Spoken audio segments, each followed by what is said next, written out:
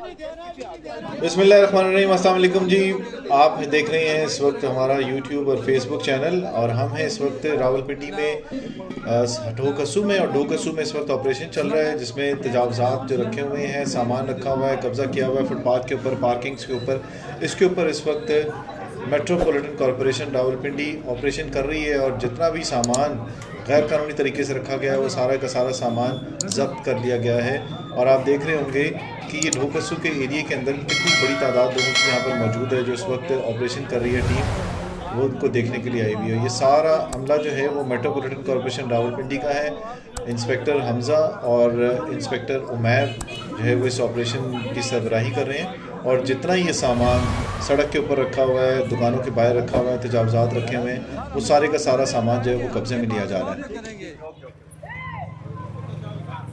अब यहाँ पे सामान रखा हुआ था दुकान के बाहर, और दुकान के बाहर जो सिलेंडर रखे हुए थे और एक फ़ास्ट फूड का ठिया बनाया हुआ था इस दुकानदार ने, उसका सामान कब्ज़े में लिया जा रहा है।